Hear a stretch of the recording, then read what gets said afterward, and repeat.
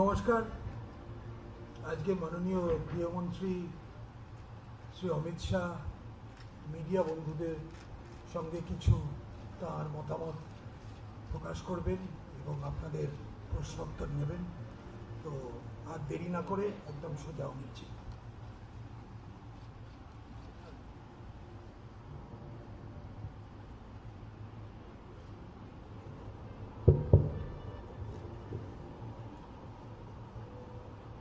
आप सभी का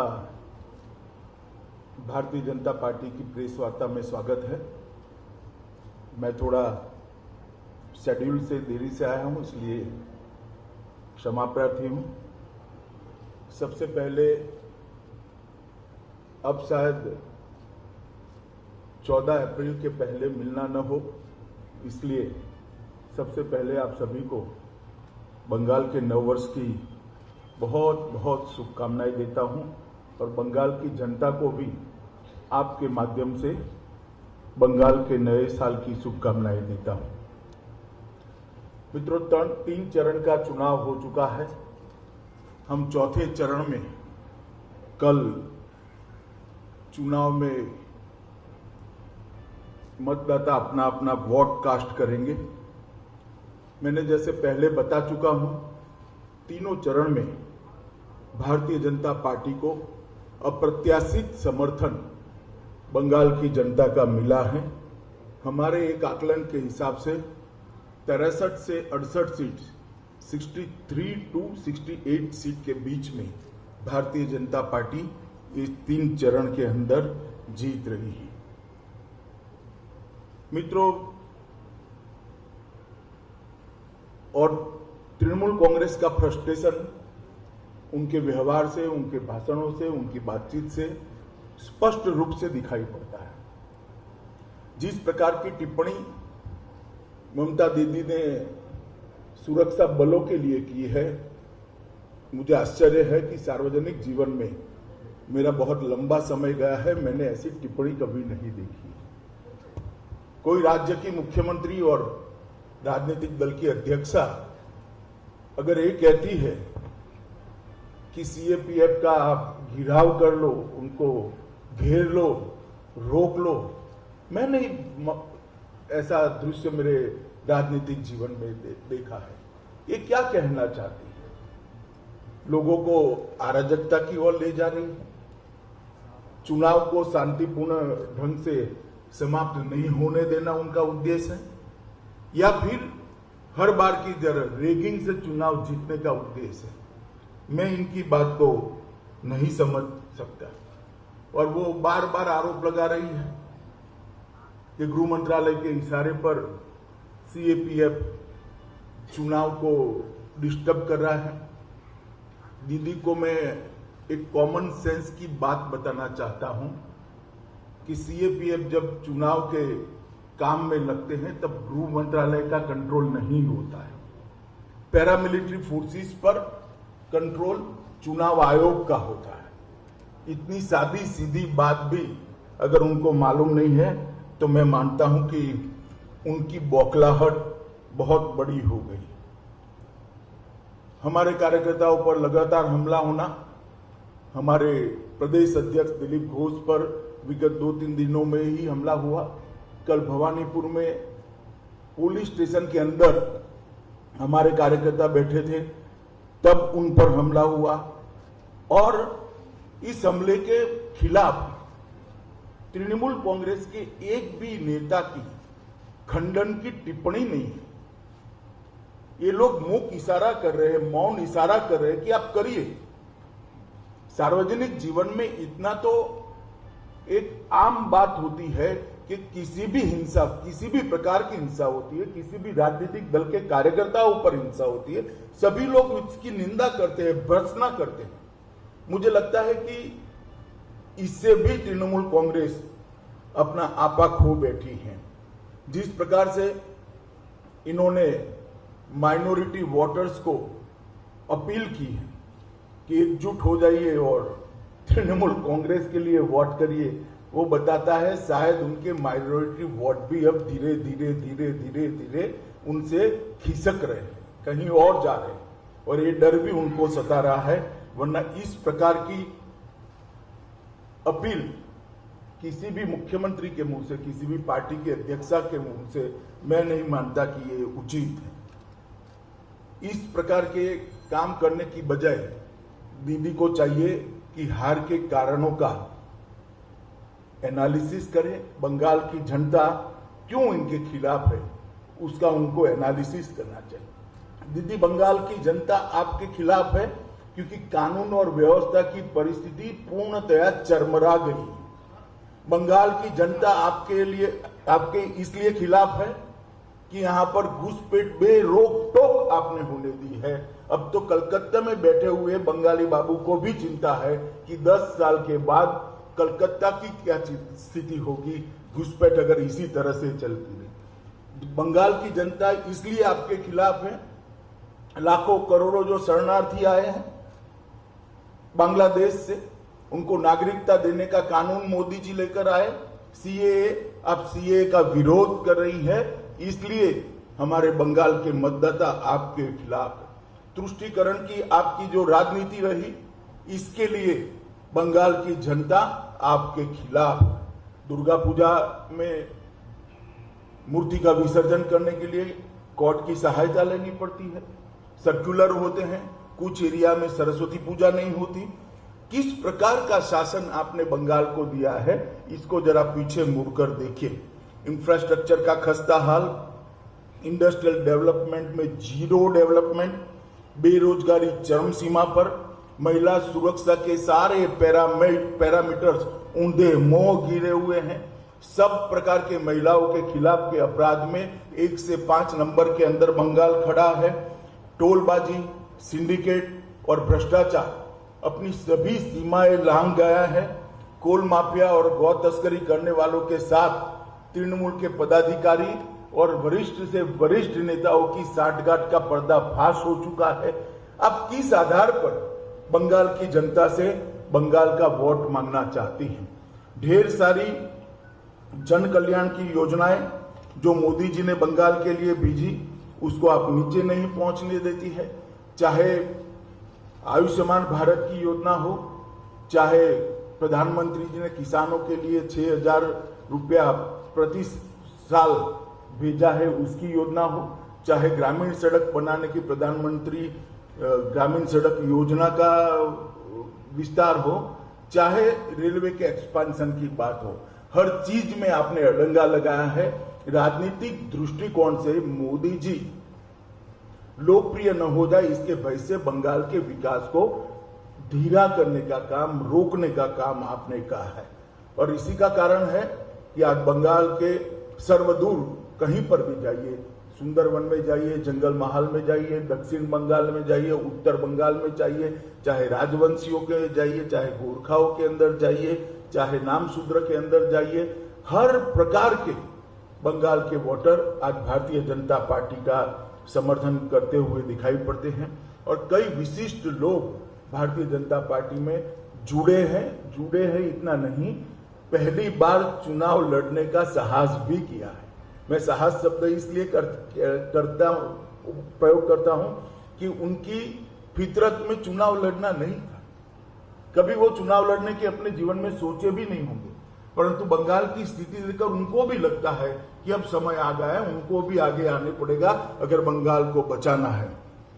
कई सारे ऐसे लोग हैं, अर्थशास्त्री अशोक लाहिड़ी जी, वैज्ञानिक गोवर्धन दास, लेफ्टिनेंट जनरल सुब्रतो शाह, हमारे वरिष्ठ लेखक और पत्रकार सपन दास गुप्ता, इस प्रकार के कई लोग बंगाल के आज भारतीय जनता पार्टी के साथ जुड़े हैं। और बंगाल का जो डिटोरिएशन हुआ है वो हर पैरामीटर में दिखाई पड़ता है। प्रति व्यक्ति आय में 22वें स्थान पर भारत में है। सकल राज्य घरेलू उत्पादन की वृद्धि में 31वें स्थान पर है। राजस्व की वृद्धि, रेवेन्यू की इंक्रीज में वो 10वें स्थान के नीचे है। उद्योग क्षेत्र के जीएसवीए में 20वें स्थान पर है। और देश में जो कंट्रीब्यूशन बंगाल का जीडीपी में 30% था, वो घटता 3.3% पर आ गया है। यही बताता है कि बंगाल की स्थिति कितनी खराब है। हमने हमारे घोषणा पत्र के अंदर ढेर सारे संकल्प हम लेकर आए हैं जो बंगाल को सर्वस्पर्शी, सर्वसमावेशी, हर एक कोने को स्पर्शने वाला, हर व्यक्ति का समावेश करने वाला विकास देगा और बंगाल को सोनार बांग्ला बनाएगा। जहां तक आर्थिक विकास की बात है, हमने सोनार बांग्ला आर्थिक पुनरुत्थान टास्क फोर्स का गठन करने की बात करी है, जिसमें देश के जाने माने अर्थशास्त्री होंगे जो आगे बंगाल को कैसे ले जाना इसकी रणनीति तैयार करेंगे। इन्वेस्ट बांग्ला की स्थापना कर निवेश तेजी से आए, इसके लिए एक सरल पद्धति का हम इजाद करेंगे। ईज ऑफ डूइंग की जो तालिका है उसमें देश में बंगाल तीसरे नंबर पर लाने का हमने संकल्प किया है। 100% गारंटी कवर के साथ एमएसएमई को 10 लाख की लोन कोई भी कोलेटरल गारंटी के बगैर देने के लिए हम योजना लेकर आए हैं। गुरुदेव रूरल एडवांसमेंट मिशन के तहत लगभग 2 लाख करोड़ ग्रामीण इंफ्रास्ट्रक्चर में इन्वेस्ट करने का भारतीय जनता पार्टी की सरकार ने तय किया है। उज्जवल बांग्ला मिशन के तहत शहरी क्षेत्रों के इंफ्रास्ट्रक्चर के लिए 5 साल में 30,000 करोड़ रुपया इन्वेस्ट कर हम इसको आगे बढ़ाएंगे। पूरे प्रदेश के अंदर सड़कों का जाल बिछाने के लिए 1 लाख करोड़ के इन्वेस्टमेंट की लक्ष्य हमने तय किया है और हर परिवार में कम से कम एक रोजगार देने का संकल्प हमने यहाँ पर आप लोगों के सामने रखा है। कृषि के लिए भी 10,000 रुपया प्रति साल हर किसान को दिया जाएगा। जो 18,000 रुपया अब तक बाकी है वो केंद्र सरकार की सहायता से सरकार बनने के 1 सप्ताह के अंदर ही हर किसान के बैंक अकाउंट में सीधा ट्रांसफर कर दिया जाएगा। 75 लाख किसानों को 18,000 रुपया 1 सप्ताह के अंदर जो उसका अधिकार है हम देने का काम करेंगे। छोटे और सीमांत किसानों के और भूमिहीन मजदूरों के बच्चों को केजी से पीजी तक की पूरी शिक्षा का भार बंगाल सरकार वहन करेगी। महिलाओं के लिए भी हम ढेर सारी चीजें लेकर आए हैं। महिलाओं के लिए सरकारी नौकरियों में 33% आरक्षण देकर जो अब तक की कमी है इसको पूरी कर बरोबरी पर लाने का हम काम करेंगे। सभी महिलाओं के लिए, बच्चियों के लिए केजी से पीजी तक की शिक्षा हम मुफ्त करेंगे। पब्लिक ट्रांसपोर्ट में महिलाओं का आवागमन हमने फ्री ऑफ कॉस्ट करने का वादा बंगाल की महिलाओं को किया है। उत्तर बंगाल को जितना निग्लेक्ट आज तक किया गया है मैं मानता हूं किसी भी सरकार ने नहीं किया। कुछ मायनों में तो दीदी ने कम्युनिस्टों को भी अच्छा कहला है। उत्तर बंगाल के विकास के लिए दीदी के सरकार ने सबसे ज्यादा अन्याय किया है। ना कोच राजवंशियों की चिंता हुई, ना गोरखाओं की चिंता हुई। चाय और तंबाकू वहां के प्रमुख उत्पाद है, इसके लिए भी कोई उचित रणनीति लेकर नहीं आए। और ढेर सारी चीजें ऐसी है जो उत्तर बंगाल को आज परेशान कर रही है। हमने उत्तर बंगाल के विकास के लिए एक उत्तर बंगाल विकास बोर्ड की स्थापना करने का निर्णय किया है। नारायणी बटालियन, जिन्होंने राजवंशियों की एक सेना का नाम था, जिन्होंने मुगलों से उत्तर बंगाल को बचाया था, इसके नाम पर एक सीएपीएफ में बटालियन की स्थापना करेंगे। ठाकुर पंचानन बर्मन के नाम पर एक संग्रहालय और एक भव्य स्मारक बनाएंगे 250 करोड़ रुपए के खर्च से। मदन मोहन मंदिर, कमलेश्वरी मंदिर, जलपेश मंदिर, इसको एक पर्यटन का केंद्र बनाकर एक सर्किट बनाने का काम करेंगे। बहादुर वीर चिला रॉय के सम्मान में कूच बिहार में एक पैरामिलिट्री ट्रेनिंग सेंटर की स्थापना करेंगे। उत्तर बंगाल में एक केंद्रीय विश्वविद्यालय, सेंट्रल यूनिवर्सिटी बनाई जाएगी। उत्तर बंगाल में एक एम्स बनाया जाएगा और कलकत्ता और सिलीगुड़ी के बीच में नेताजी सुभाष चंद्र बोस 700 किलोमीटर का रोड का निर्माण कर उत्तर बंगाल को कलकत्ता के साथ जोड़ने का हम काम करेंगे। बागडोगरा हवाई अड्डे को अंतर्राष्ट्रीय हवाई अड्डे के रूप में परिवर्तित करेंगे। सिलीगुड़ी में मेट्रो की सेवा शुरू करेंगे। सिलीगुड़ी में एक आईटी पार्क की स्थापना होगी। उत्तर बंगाल में अन्नदाता मेगा फूड पार्क की स्थापना करेंगे। एक चाय पार्क भी निर्माण करेंगे। इसके अंदर विशेष रूप से 100 करोड़ रुपए की लागत से चाय के औषधीय गुणों का रिसर्च करने का काम होगा। हर्बल दवाइयों के निर्माण के लिए भी एक हर्बल फार्मा पार्क की स्थापना करेंगे और गोरखा उपजातियों को अनुसूचित जनजाति की रूप में मान्यता देने के लिए भी हम काम करेंगे। एक भव्य गोरखा स्वतंत्र सेनानी संग्रहालय दार्जिलिंग में बनाएंगे। राजवंशी भाषा को बढ़ावा देने के लिए राजभोगी भाषा को स्कूलों में कक्षा 10 तक के पाठ्यक्रम में स्थापित करेंगे और जितने भी चाय बागान, सिनिकोना गार्डन और फॉरेस्ट विलेज और डीआई के निवासी है उनको पट्टा देकर जमीन के हम मालिक बनाएंगे। हमने कलकत्ता की स्थिति को सुधारने का भी संकल्प किया है।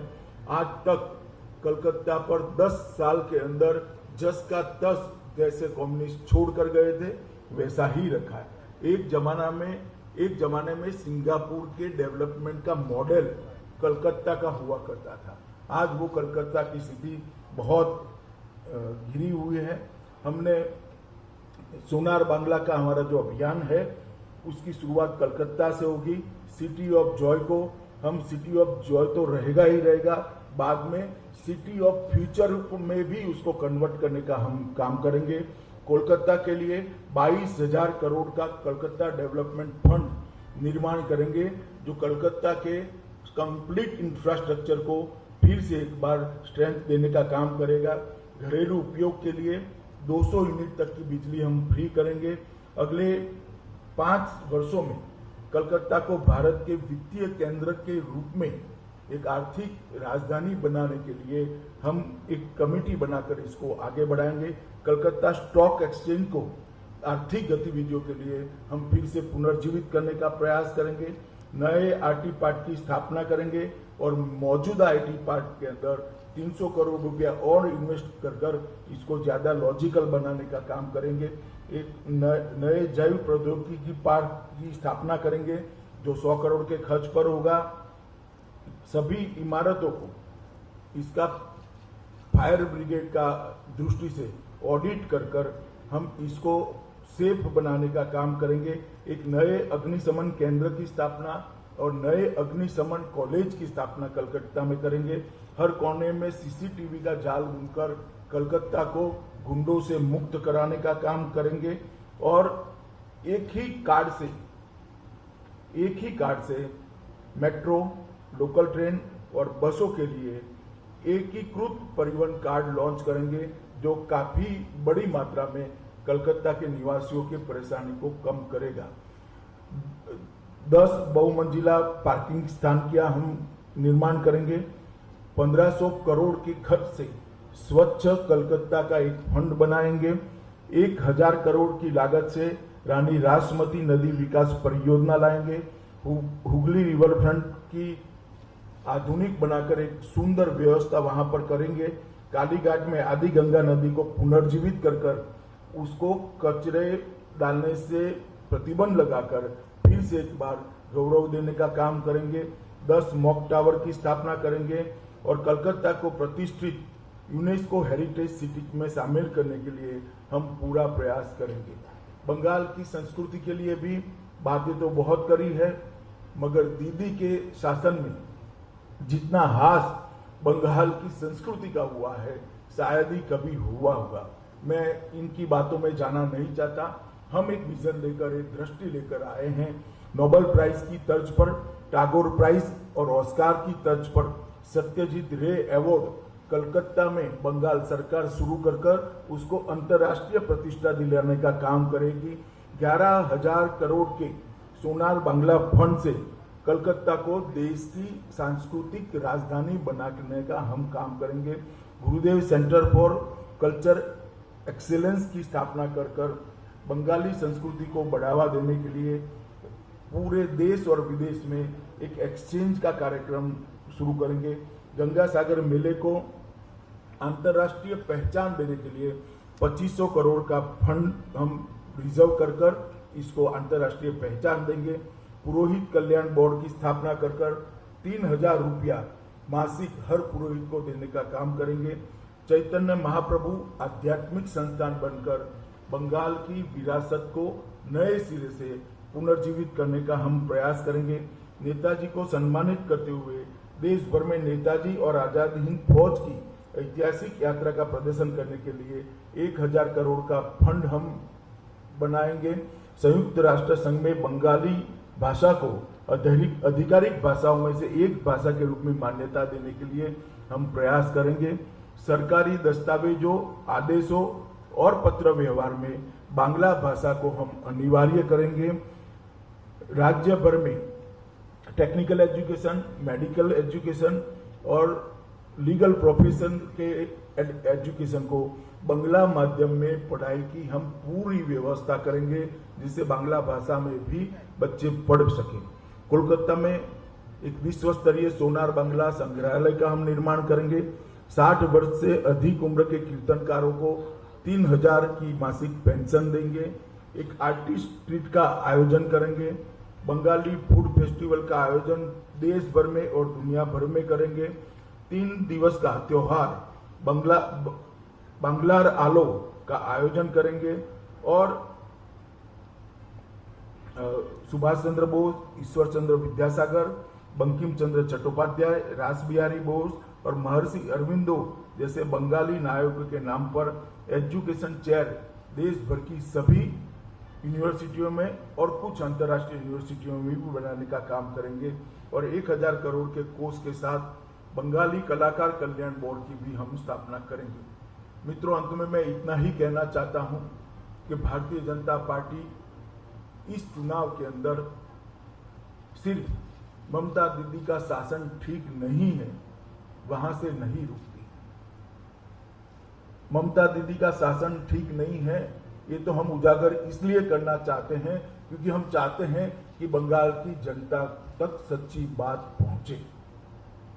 परंतु इसके साथ साथ भारतीय जनता पार्टी की सरकार बनने के बाद कलकत्ता के विकास के लिए, उत्तर बंगाल के विकास के लिए, बंगाल की संस्कृति के लिए और बंगाल के समग्र विकास के लिए हम क्या करेंगे, इसका भी एक रोड मैप लेकर हम बंगाल की जनता के सामने आए हैं। 3 चरण का चुनाव हो गया है। सुरक्षित बंगाल के लिए मैं सभी मतदाताओं को अपील करता हूं कि सुरक्षित बंगाल के लिए आप बाकी के 5 चरणों में भी भारतीय जनता पार्टी के पक्ष में भारी मतदान करिए। विकसित बंगाल के लिए भी भारतीय जनता पार्टी के पक्ष में भारी मतदान करिए और सोनार बांग्ला के निर्माण के लिए भी भारतीय जनता पार्टी के पक्ष में भारी मतदान करिए। घुसपैठियों की समस्या के निराकरण के लिए वो केवल और केवल भारतीय जनता पार्टी कर सकती है, ना कम्युनिस्ट कर सकते हैं, ना कांग्रेस कर सकती है, ना ममता दीदी कर सकती है। यही ममता दीदी है जिन्होंने घुसपैठियों के खिलाफ उनके नाम मतदाता सूची से कटवाने के लिए 3 बार पार्लियामेंट को डिस्टर्ब किया था। आज वही ममता दीदी उनकी संरक्षक बनी है। कैसे कैसे लोग बदलते हैं मैं तो सोच भी नहीं सकता। यही ममता दीदी है जो एक जमाने में कहती थी कि सीएपीएफ को भेजे, यहां पर चुनाव में रेगिंग हो रही है। वही ममता दीदी आज कह रही है कि सीएपीएफ रेगिंग कर रही है। लोगों के विचार कैसे कैसे बदलते हैं जब अपने स्वार्थ और बदलते हैं, अपने स्वार्थ बदलने के साथ लोगों के विचार कैसे बदलते हैं, इसका उत्कृष्ट उदाहरण ममता दीदी है।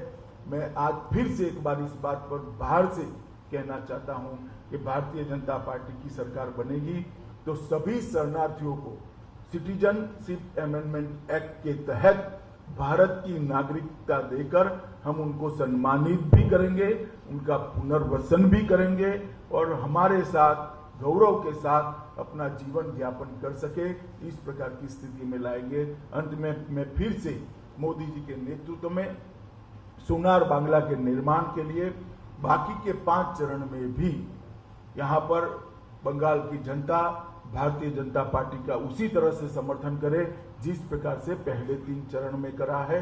ये विनंती कर मेरी बात को समाप्त करता हूँ। वंदे मातरम।